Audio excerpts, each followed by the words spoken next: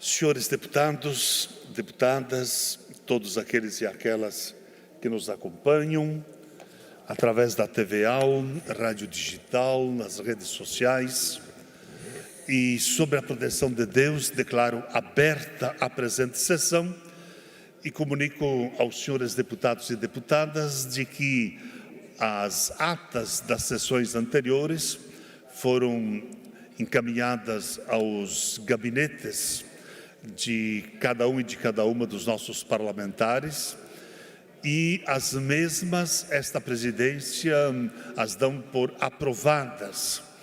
E, da mesma forma, o expediente da sessão desta tarde, ele foi encaminhado eletronicamente nos respectivos gabinetes dos senhores deputados e deputadas.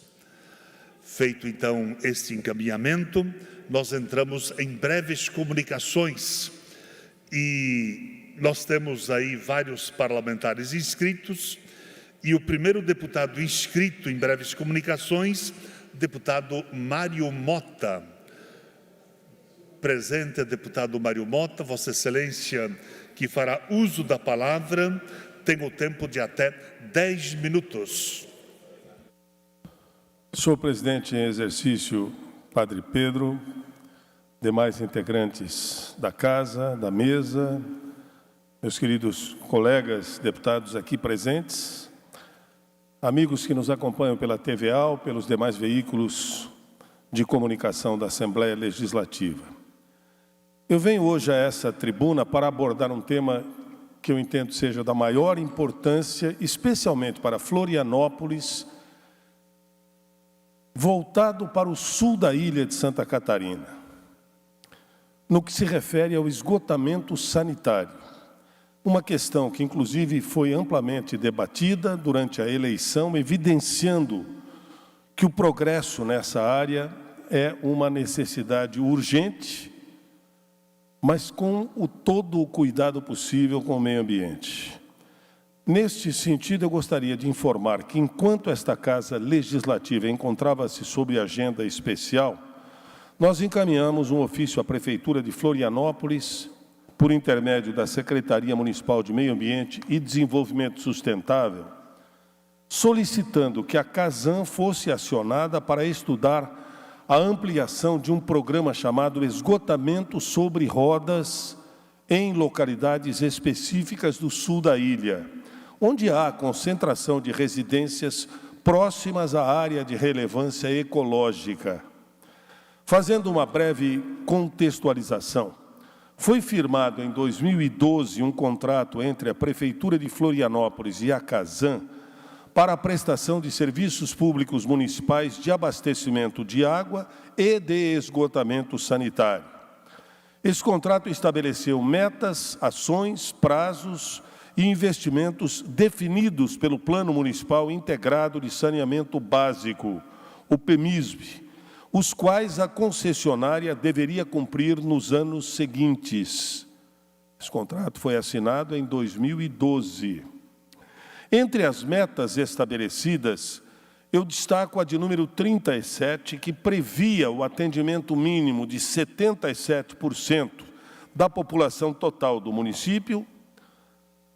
O segundo ponto, a meta de número 127, que determinava a implantação ou ampliação do sistema de esgotamento sanitário em 11 unidades territoriais de planejamento, UTPs, incluindo as UTPs do sul da ilha. Ambas as metas tinham prazo de execução até 2020, ou seja, há 4 anos já deveriam ter sido concluídas ou implementadas. Em contraponto ao que estava previsto, o sul da ilha possui atualmente 0% de coleta e tratamento de esgoto. A instalação da estação de tratamento de esgoto do Rio Tavares, projetada para atender apenas parte da região do Campeche e Areias do Campeche, está com anos de atraso, além de enfrentar resistência quanto ao local de disposição final do efluente tratado. Na parte mais ao sul da ilha, a concessionária até prevê uma estação de tratamento no Pântano do Sul, mas até o momento não há informações concretas, o que certamente resultará em um novo tempo longo de espera. Enquanto isso, senhores e senhoras, as UTPs do sul da ilha, especialmente as de número 25 e 26, abrangem atributos naturais de grande relevância ecológica, como a Lagoa do Peri, que é uma área legalmente protegida e responsável pelo abastecimento de água de milhares de residências. As águas da lagoa são drenadas por um pequeno rio chamado Rio Sangradouro, que atravessa áreas de ocupação humana e deságua praticamente no finalzinho da Praia da Armação, dividida com a Praia do Matadeiro. Apresenta este ponto do litoral o pior histórico possível de contaminação. Desde que foi iniciada a chamada balneabilidade pela, então, Secretaria de Meio Ambiente, pelo IMA depois, praticamente uma ou duas vezes em quase 20, 30 anos, a balneabilidade se apresentou favorável ali. Portanto, é um ponto em que nós já sabemos qual vai ser o resultado e é negativo sempre a qualidade da água. Esse histórico de contaminação é devido à falta de saneamento adequado, o que afeta diretamente a balneabilidade, especialmente da Praia da Armação. Além disso, podemos destacar também a planície do Pântano do Sul, que conta com significativas áreas de afloramento naturais e é uma região altamente inundável. É importante destacar que Florianópolis apresenta um dos principais contratos da Casan. Em 2022, a receita da concessionária pela prestação de serviços na capital atingiu 457 milhões e 700 mil reais, enquanto as despesas somavam 370 milhões e 900 mil reais, resultando num saldo positivo para a Casan de 86 milhões e 700 mil reais. Nesse sentido, alinhada à meta definida pelo governo do Estado para aumentar o índice de tratamento de esgoto em Santa Catarina para 50% em 2026, a Casan está implementando um programa chamado Esgotamento sobre Rodas, em 121 municípios de até 15 mil habitantes, eliminando a necessidade de instalação de redes coletoras subterrâneas, a construção de elevatórias e de estação de tratamento de esgotos, que são de elevado custo. Para isso, a companhia busca aumentar o índice de coleta e tratamento de esgoto com o uso de uma tecnologia sustentável, investindo em unidades de gerenciamento de lodos que tratam efluentes de fossas sépticas residenciais por meio de jardins filtrantes, wetlands. Entre as vantagens desse sistema estão simplicidade dos produtos químicos, baixo consumo de energia, elevada eficiência de tratamento e não emissão de odor.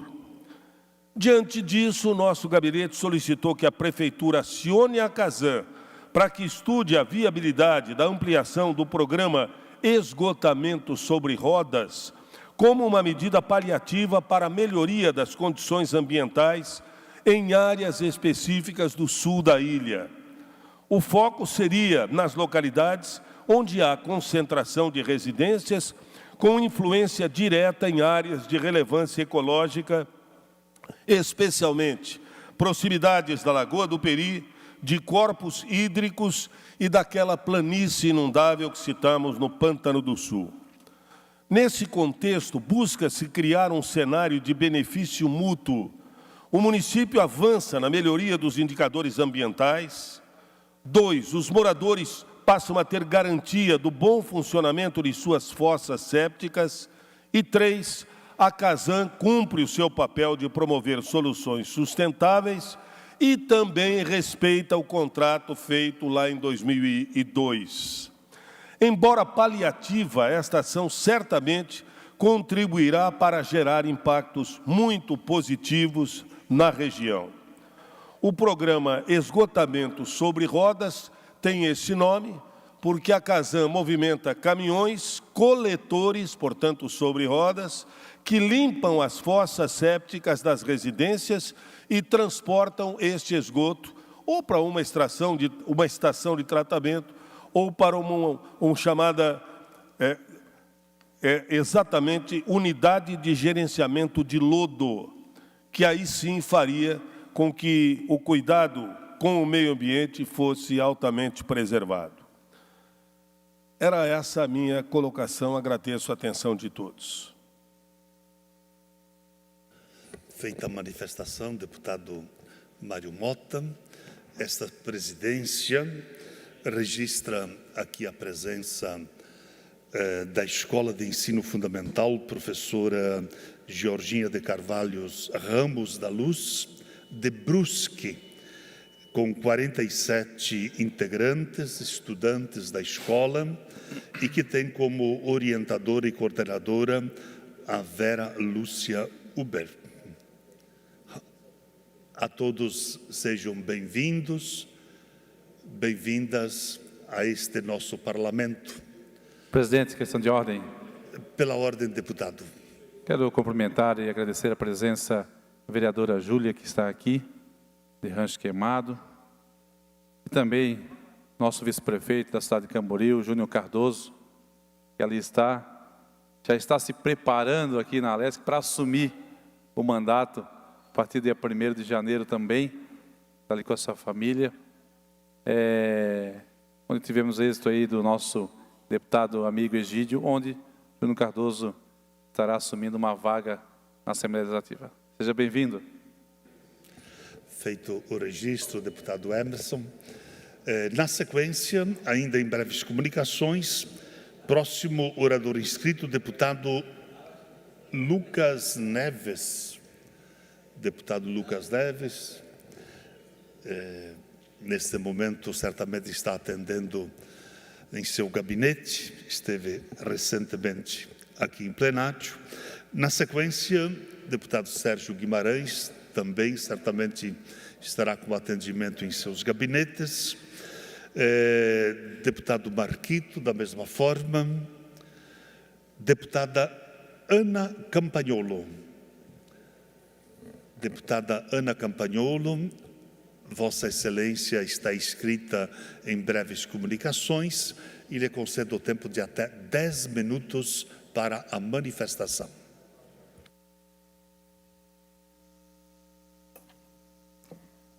Boa tarde, senhores deputados, aqueles que nos assistem de casa, cidadão catarinense, principalmente. Ontem foi o dia do professor e todos nós vimos nas redes sociais, mensagem do próprio governador, quantas pessoas elogiam os professores, reconhecem o mérito da profissão, porém, muitas vezes eu subi a esta tribuna para denunciar abusos cometidos por professores. E as pessoas costumam torcer o nariz quando fazemos isso.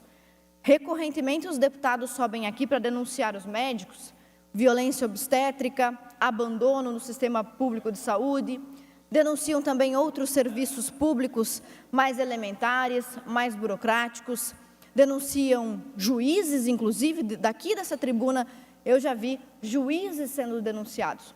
Toda sorte de agente político, agente público, funcionário público é denunciado aqui. E os professores também são funcionários públicos e devem ser tratados assim. Um funcionário público é um servidor público, deveria servir aos interesses da população. Olha só que interessante, nos últimos anos nós denunciamos toda sorte de abusos aqui dessa tribuna.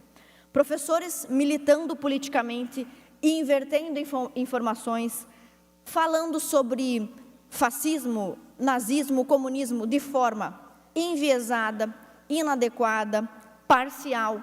Professores humilhando alunos em sala de aula por causa de suas convicções religiosas. Professores injuriando alunos por causa de sua cor ou condição social. Inclusive, Santa Catarina é o primeiro estado condenado a pagar uma indenização a um grupo de alunos porque o professor os injuriou, os difamou, os humilhou em sala de aula por causa de sua cor e condição. Inclusive, o Estado foi condenado a pagar mais de R$100 mil de multa a essas vítimas. E, obviamente, quem pagou essa conta fomos nós, contribuintes. Professoras ensinando a ter orgulho de ser puta, já falei sobre isso aqui na tribuna. Sim, uma professora ensinando aos seus alunos que ser puta é um orgulho. Professores promovendo baile funk em sala de aula. Professor transmitindo pornografia em data show. Professor fazendo leitura e recomendando leitura pornográfica. Professor defendendo o comunismo, que é um regime genocida. E, por fim, também, nós já denunciamos aqui professores nazistas. Sim, professores ocupando o espaço da sala de aula para defender o nazismo ou para propagar o nazismo. Agora mesmo, na última semana, na semana que passou, nós vimos um dos casos mais alarmantes aqui do estado de Santa Catarina. Uma funcionária do Sistema Público de Saúde que foi flagrada agredindo fisicamente um aluno, agredindo um usuário do serviço público. Imagina os senhores, o pai e a mãe pagam impostos e pagam o salário do funcionário público que, com esse salário, agride o filho, agride o aluno. Coloca na tela, por favor, o vídeo desse episódio. Eu falei que deu, então tu te deita aqui e tu fica bem quietinho, tá? Te deita aqui, eu falei que deu. Eu falei que deu. Tá entendendo? Tá entendendo. Tá bem quietinho aqui agora, Alexandre. Alexandre. Pode reinar. Pode chorar.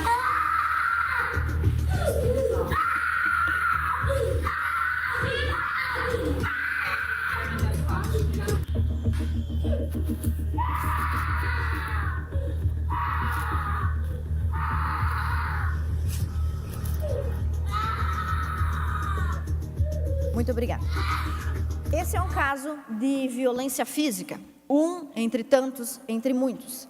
Além dos casos de violência física, nós temos também os casos de abuso ideológico, abuso político da audiência cativa dos alunos, como recentemente nós vimos em Águas Mornas, uma professora orgulhosamente confessando que usava a sala de aula e a escola para promover teoria de gênero e sexualização das crianças. Coloca na tela também esse, por favor. Os filhos não mudam a cabeça de alguém do dia para a noite, né? Não é uma coisa como pizza, não é uma coisa como rápido. Na aula que a gente começou a trabalhar essa questão de ter aquele bonequinho, falava da orientação sexual, da expressão de gênero, do sexo biológico, a gente foi comentando, né? Essas coisas. Como que é o sexo, então, curiosidade mesmo, né? E às vezes eu senti que dava um nó na cabeça, eles olhavam assim, tipo, eu não estou entendendo nada, né? Mas no final a gente ainda fazia umas brincadeiras, eu falava, olha só, minha expressão de gênero é feminina, né? Eu sou homem, eu sou mulher, não uma pessoa é mulher, a gente vê como mulher, mas eu tenho que entender, elas ficam fêmeas, e eu gosto de menina. Qual é a minha orientação sexual? Eles ficavam comigo assim. Aí eles tentaram olhar a sexualidade com mais liberdade, né? Menos amarras, mas eles precisam das faixinhas, né? Que é homo, é hétero, é bi, né? Qual é a diferença de transexual e travesti? Olha bem, os senhores deputados deveriam, assim como a população catarinense, ficar impressionado com isso.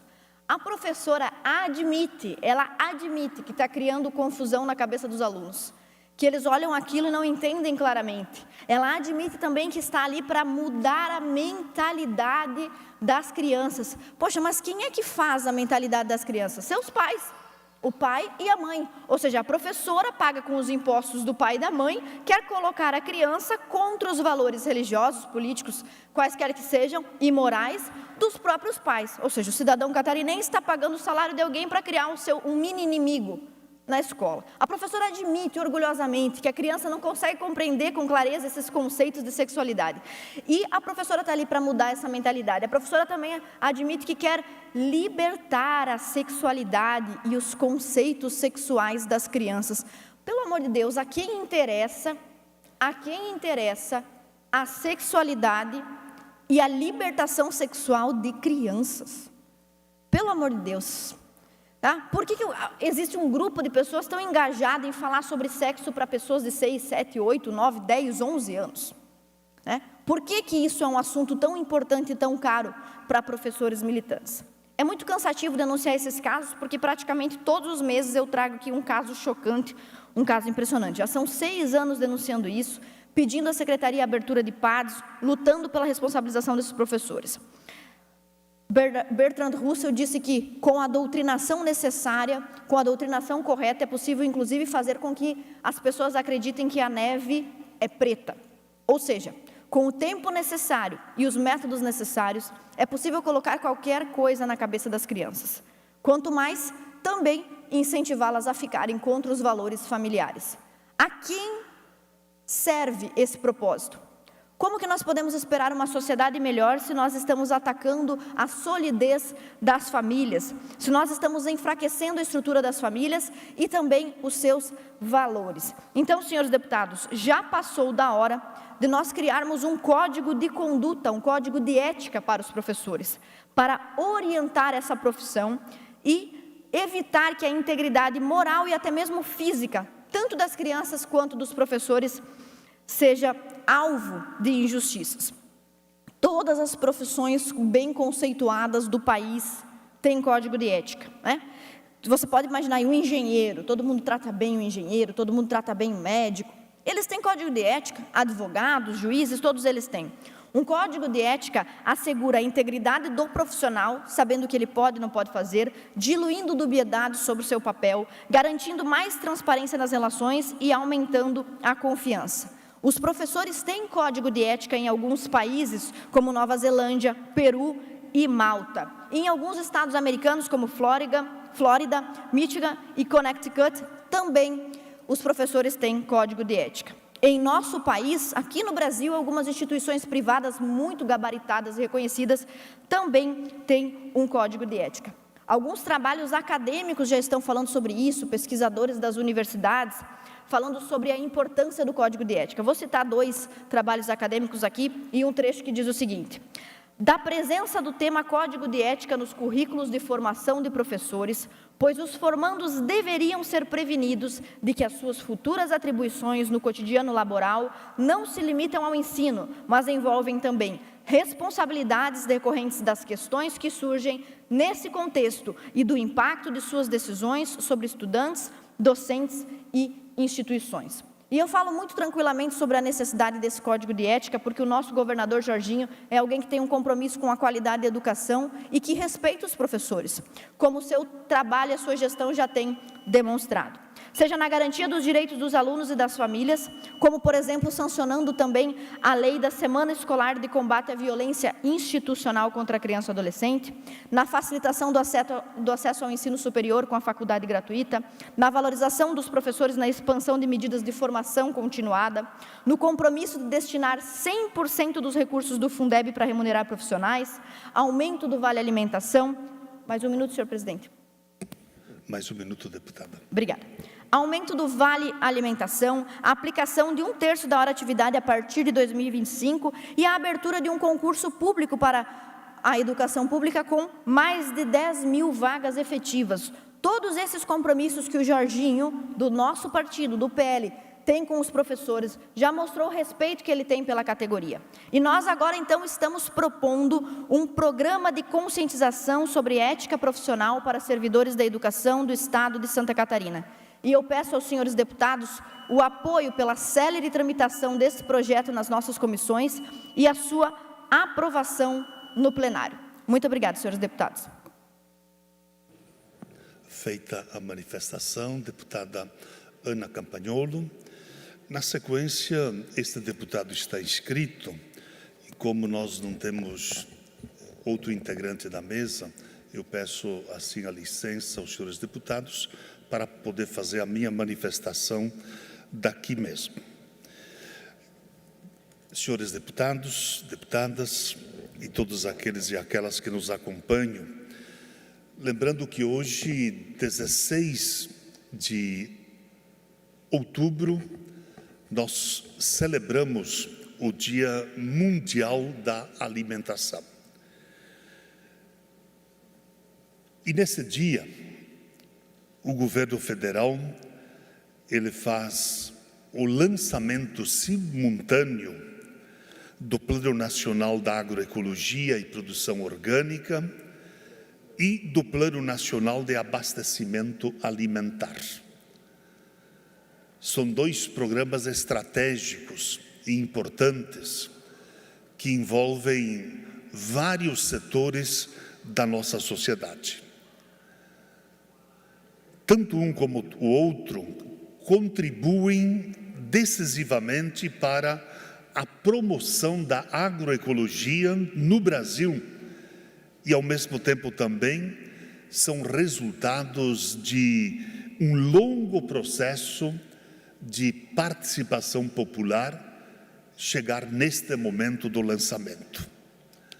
Representam um grande passo para que o Estado brasileiro cumpra a sua função de assegurar o direito à alimentação saudável e adequada.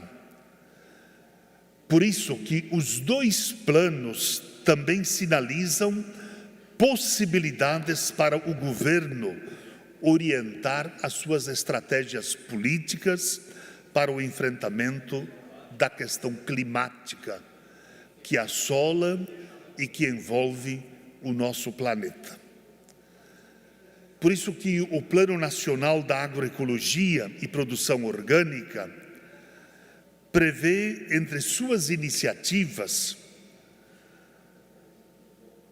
importantíssimo para que o nosso povo ele consuma menos alimentos produzidos pelos agrotóxicos. E quando se fala na produção agroecológica e orgânica, nós defendemos alimento, portanto, alimento saudável, para que ele possa chegar a todas as mesas dos nossos consumidores e consumidoras. O Plano Nacional de Abastecimento Alimentar, que é o alimento no prato, é uma iniciativa inédita que vai articular instrumentos para fazer com que a alimentação saudável e adequada esteja disponível e acessível para toda a população. Não é para alguns, mas que ela esteja à disposição para que todos possam acessar. E o lançamento conjunto dos dois planos revela, nesse sentido, um aspecto inovador no tratamento da questão alimentar em todo o Estado. E para alterar o padrão de alimentação da população brasileira, não basta incentivar a produção de alimentos saudáveis. É essencial apoiar a construção de sistemas de abastecimento que faz com que estes alimentos cheguem a quem mais precisa e que não tem o acesso. Então é essa lógica que tem que ser trabalhada, para que de fato todos tenham a oportunidade do acesso ao mesmo. E o Brasil nunca teve uma política de abastecimento de forma como está sendo lançada agora pelo governo do presidente Lula. Uma política construída a partir de experiências populares. E foram muitas essas experiências em todas as regiões deste nosso país. Experiências riquíssimas, que geram renda, qualidade de vida para o nosso povo. Por isso que o governo reconhece que o alimento não pode ser tratado como uma mercadoria. Se fosse apenas um bem de consumo, ou tratá-la como uma outra mercadoria qualquer. Nesse sentido, é que os planos lançados hoje, que estão sendo lançados pelo governo federal abordam a questão da alimentação desde a produção até o consumo. Portanto, é toda a cadeia produtiva, desde o cultivo, a produção, até o consumo, o processamento e o consumo do mesmo. E para superar a tragédia da fome e da insegurança alimentar e nutricional, precisamos começar a questionar: que alimentos são produzidos? Quem produz esses alimentos? Como se produz esses alimentos? Onde são produzidos esses alimentos? Como está distribuído este alimento produzido? E quem irá consumir este alimento produzido? São várias questões que norteiam esse debate e essa reflexão toda. Por isso que o plano Alimento no Prato dá grande atenção para a desconcentração do sistema de distribuição de alimentos. E, ao mesmo tempo, também, ele incorpora uma visão de território, onde se busca aproximar a produção do consumo. É alimento. Portanto, nós deveremos produzir dentro do território e consumir este mesmo alimento no território. Mas, infelizmente, hoje, o que nós vemos? O que é produzido neste território vai para longe, para distante, e nós trazemos o alimento de regiões longínquas para serem consumidos nesse território onde existe também a produção. É preciso mudar esta lógica. Alimento, quanto menos é manipulado, quanto menos é transportado, ele garante a eficiência de suas qualidades. E quando nós pensamos e queremos o alimento saudável, portanto, nós temos que pensar nessas questões todas. Por isso, é um momento profundo de reflexão. E nós temos que convergir com esta política.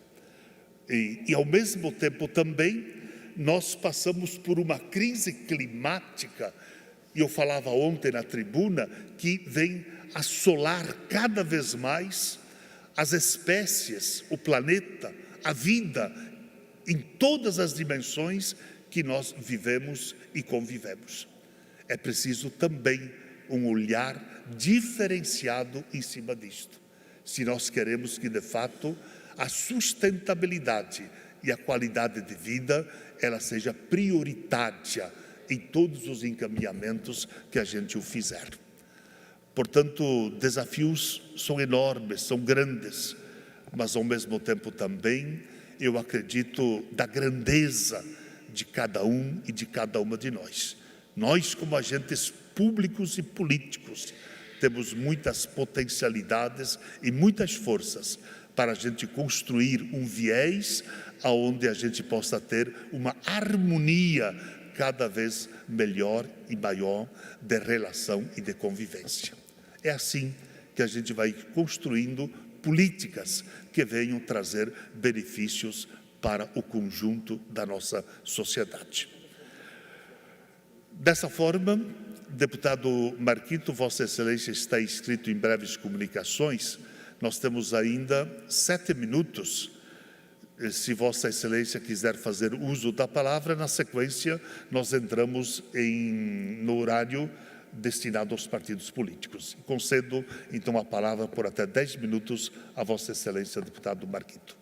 Muito obrigado, senhor presidente, deputado Padre Pedro Baldissera, todos uma boa tarde, a quem nos acompanha aqui no plenário e também pelas mídias sociais da nossa Assembleia Legislativa.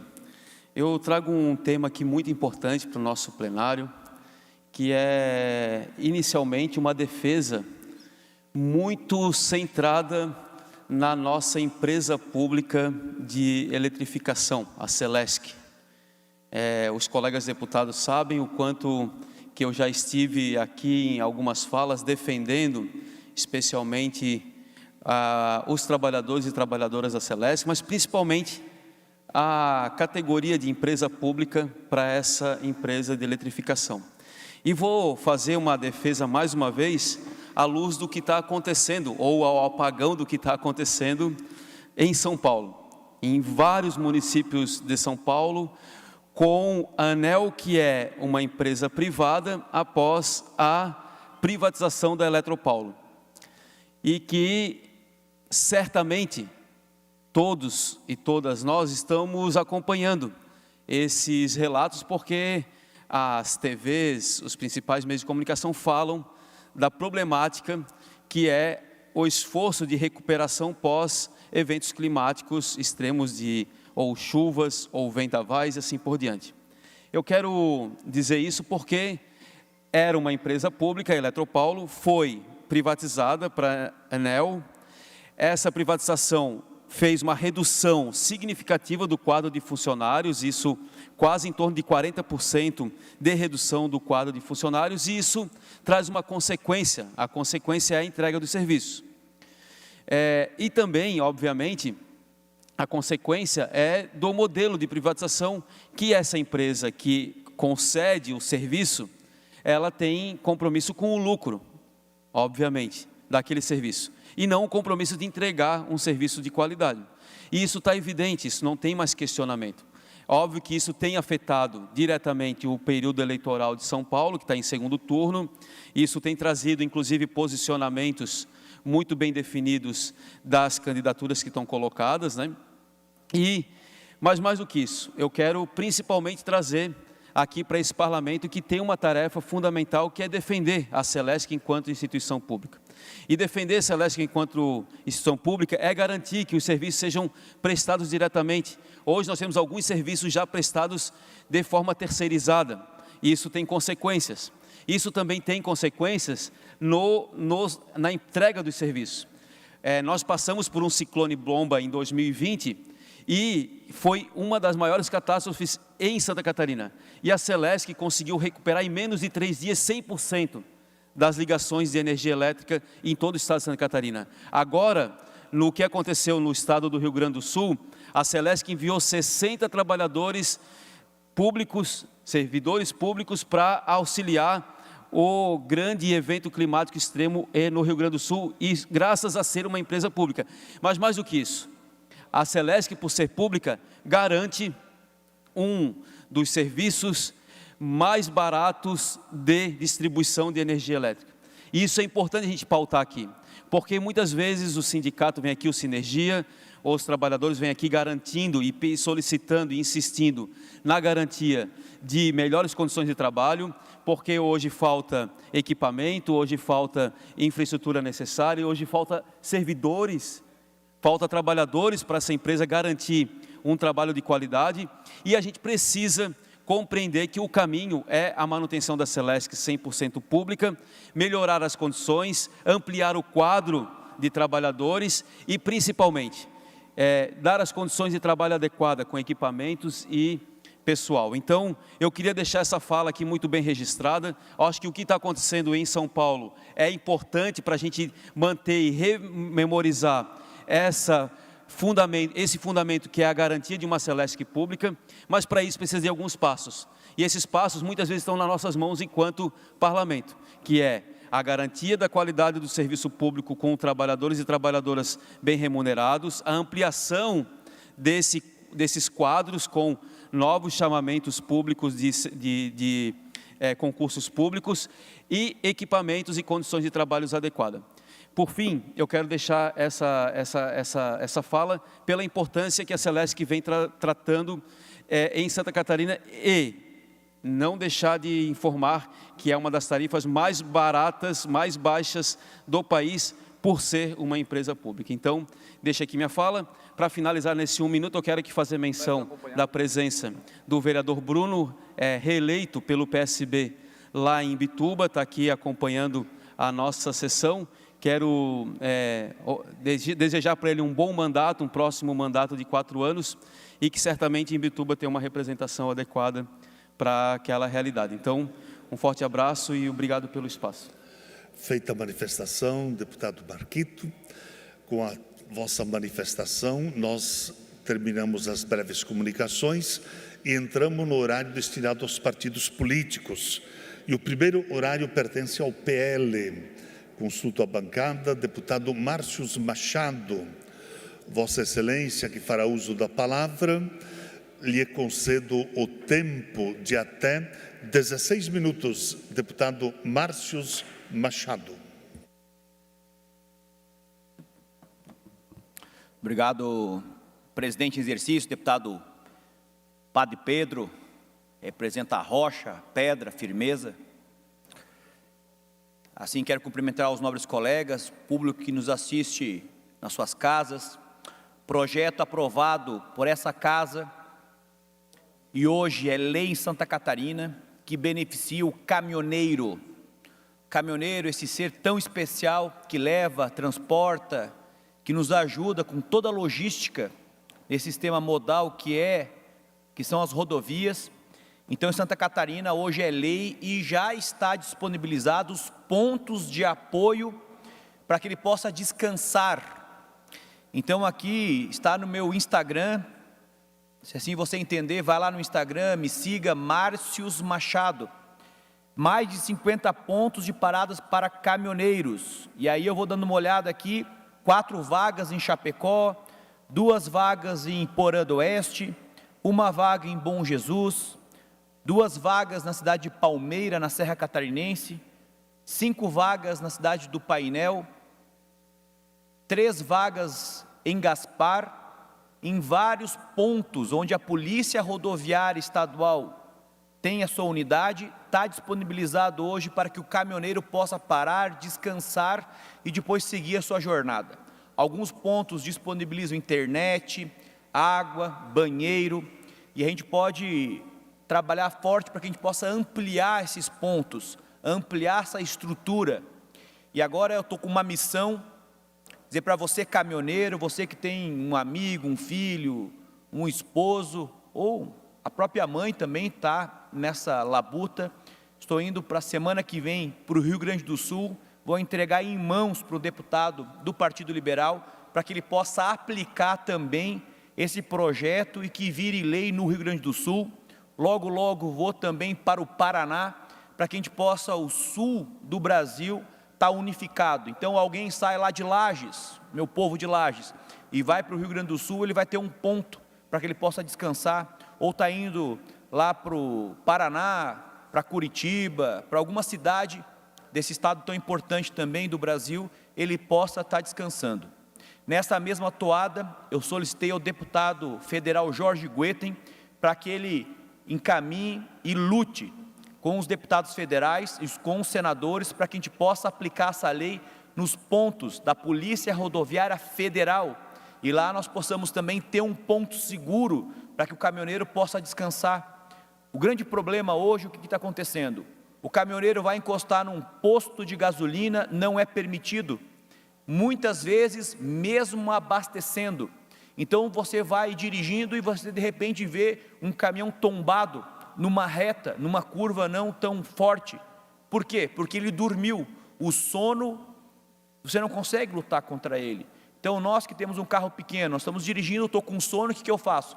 Paro num posto de gasolina, descanso meia hora, 40 minutos, passo uma água no rosto e sigo a minha jornada.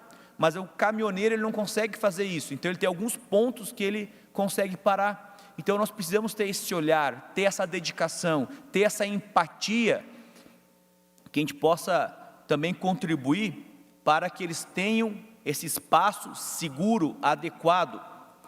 Nessa mesma toada, presidente, nós tivemos agora uma reunião importante, mas agora no setor da saúde, com a bancada da Serra, nós destinamos 5 milhões de reais, os 4 deputados da bancada, para a revitalização e estruturação do Hospital de Bocaina do Sul, uma cidade pequenininha na Serra Catarinense, mas de um povo grande, um povo trabalhador, um povo que há muito tempo acalenta essa luta no seu coração para que possa colocar o Hospital São José de volta em funcionamento.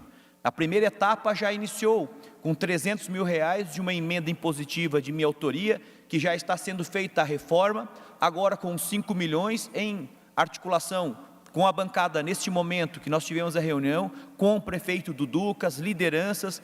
Vamos fazer agora uma reunião com o Hospital Nossa Senhora dos Prazeres, a direção que deixou à disposição sua estrutura para nos ajudar a fazer o projeto, para que a gente possa ter de fato essa estrutura disponibilizada e cumprindo a função social, que é atender as pessoas que mais precisam no momento de doença, momento que precisa dessa mão.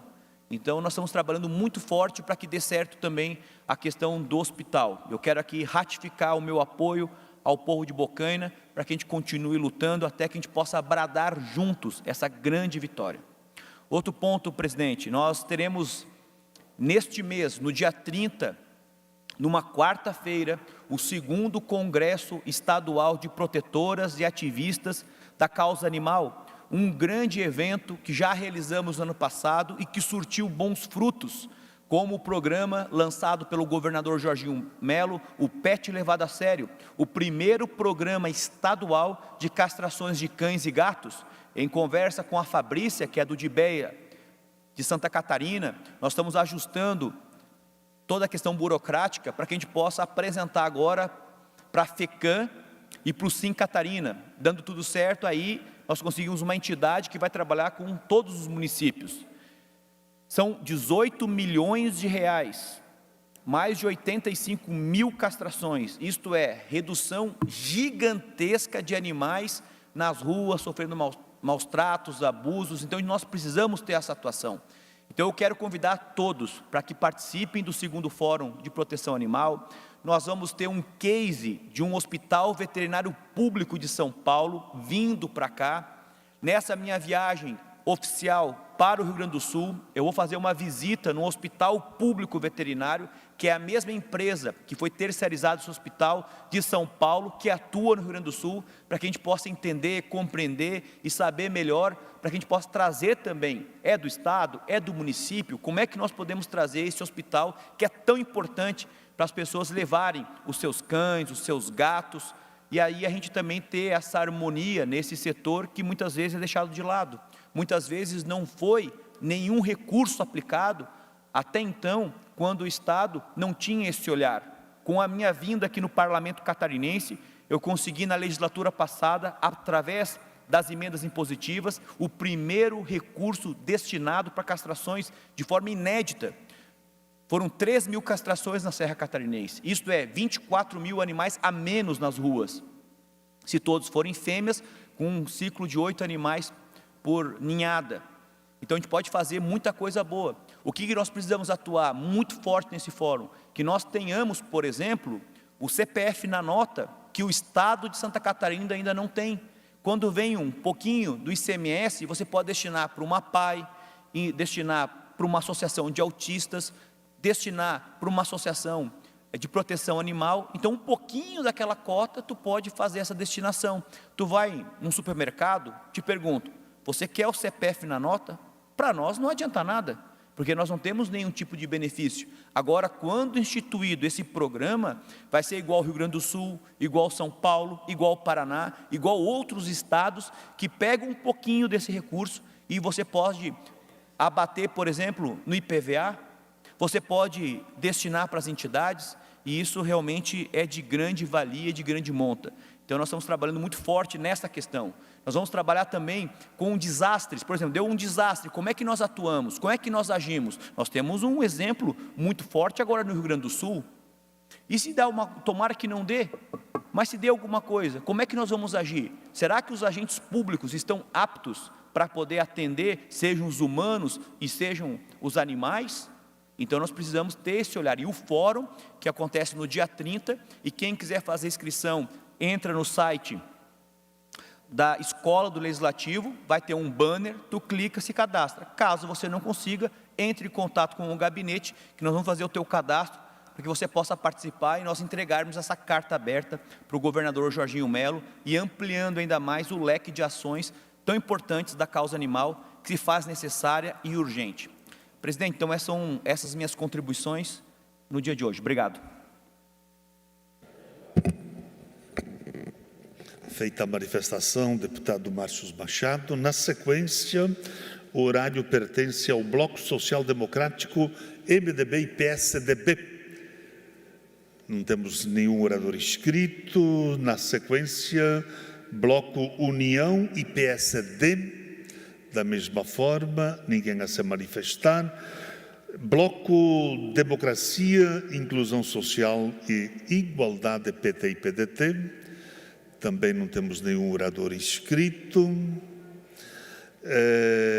PP, aliás, antes, porém, Bloco Podemos, Republicano e Novo.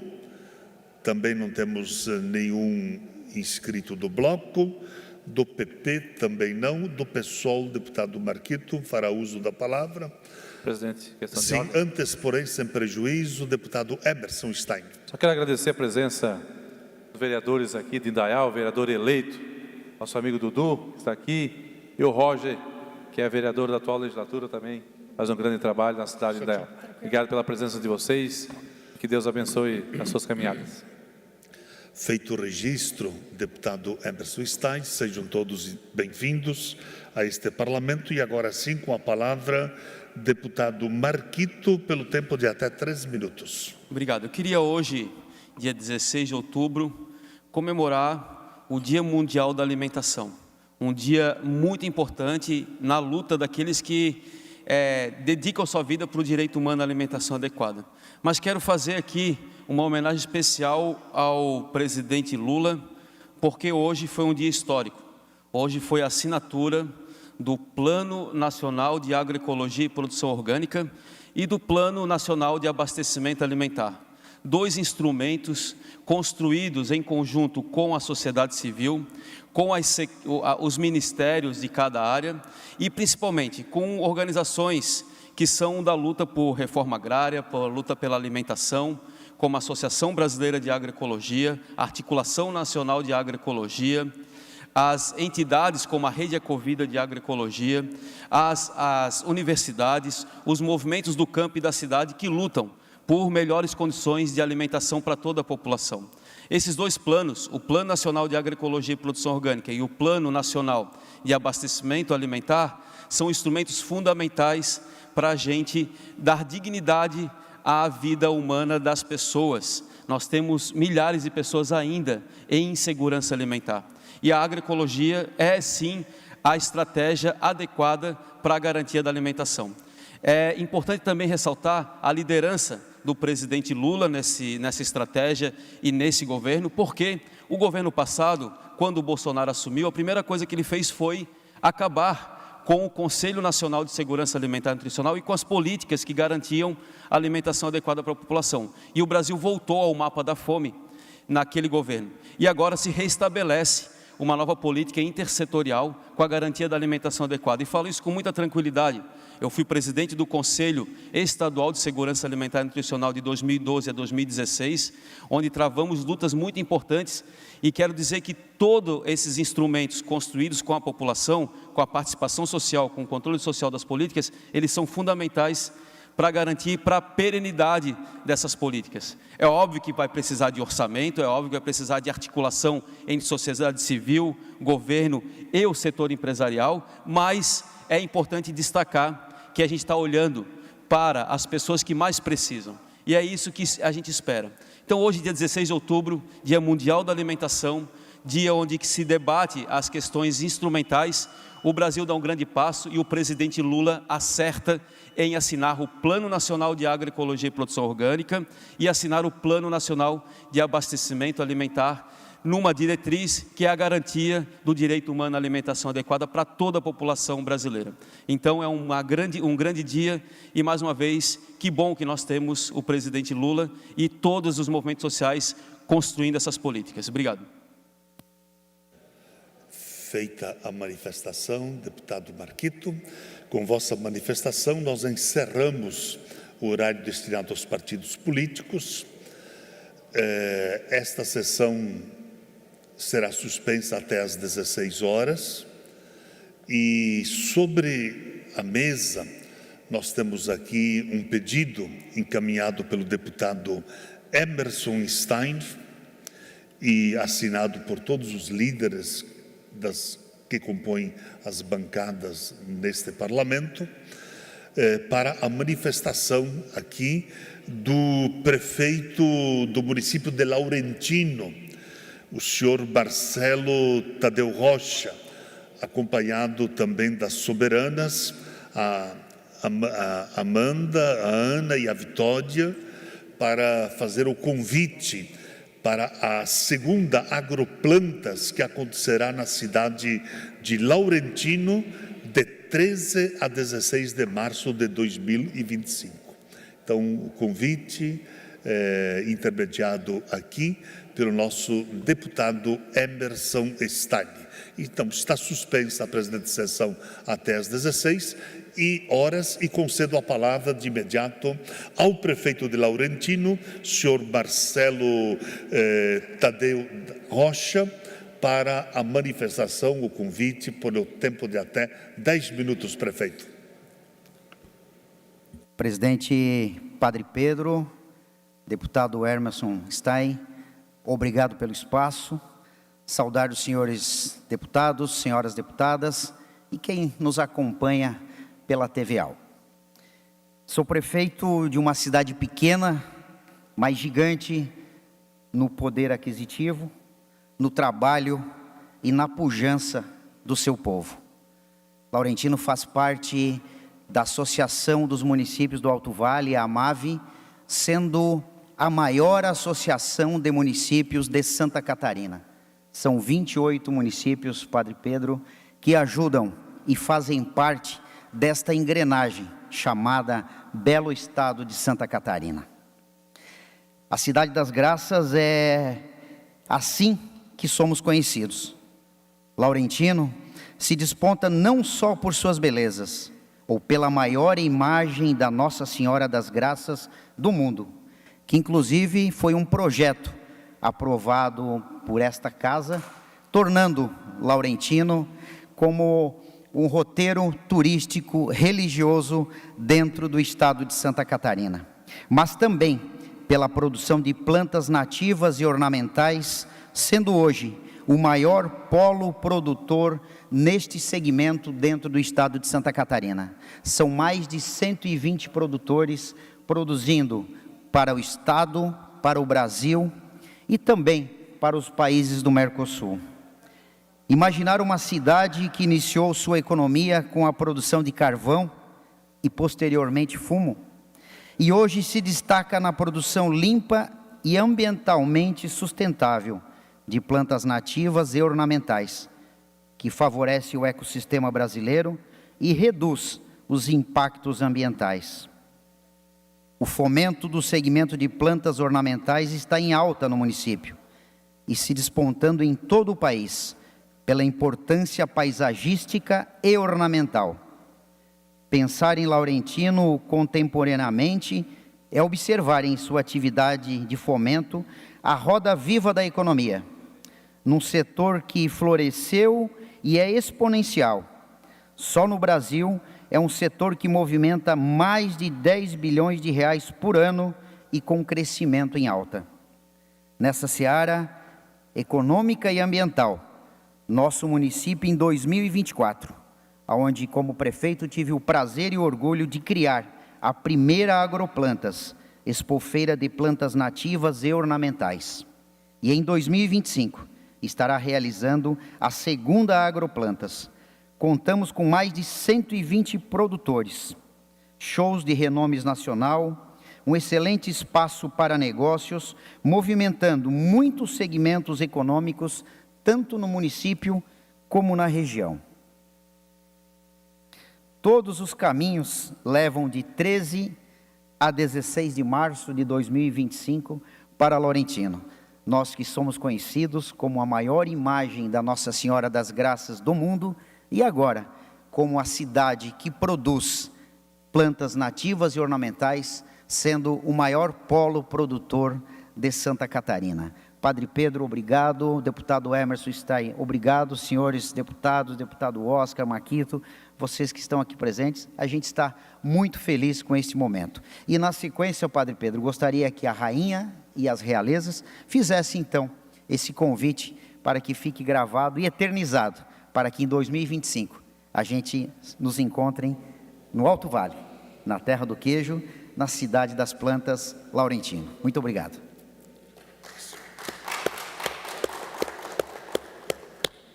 Boa tarde, senhoras e senhores. Me chamo Ana Clara Mafezoli Barreto, atualmente rainha da 2ª edição da Expofeira de Plantas Nativas e Ornamentais Agroplantas. E hoje, juntamente com as princesas, viemos fazer um convite muito especial a vocês. Boa tarde, senhoras e senhores aqui presentes. Eu me chamo Amanda, sou atualmente princesa da 2ª edição da Expofeira de Plantas Nativas e Ornamentais, a Agroplantas da nossa cidade de Laurentino. Como o prefeito Marcelo falou, a primeira edição da nossa festa já foi um sucesso e estamos preparando para a 2ª edição um evento ainda maior. Boa tarde a todos que estão presentes aqui hoje e a quem está nos assistindo de casa. Eu sou Vitória Maria Ave e sou a atual princesa da 2ª festa da Agroplantas. A nossa festa ocorre do dia 13 a 16 de março. Conta com vários eventos maravilhosos que abrangem todo o público.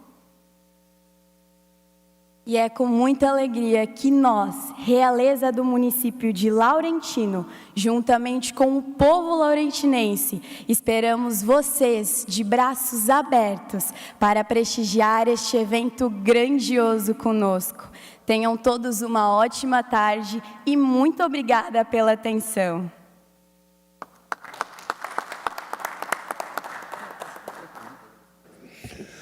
Muito bem, feito o convite. Agora, com a palavra, o proponente do convite ao prefeito de Laurentino, junto com as soberanas, aqui estarem presentes e fazendo o convite a esta casa. Senhor presidente, só para Deputado Emerson Stein, com a palavra. Agradecer o espaço, parabenizar o prefeito Marcelo, também toda a realeza, por esse evento que acontecerá no início do próximo ano. E com certeza todos os deputados vão receber o convite e farão um grande esforço para estar lá na 2ª Agroplantas. Parabéns e que Deus abençoe a sua terra, a sua gente e também essa grandiosa festa. Obrigado, prefeito, pelo convite feito a esta casa e que, de fato, vocês possam ter sucesso no município de Laurentino, principalmente de uma forma muito enfática, trazer presente essa questão das plantas, sejam elas ornamentais ou as nativas, né?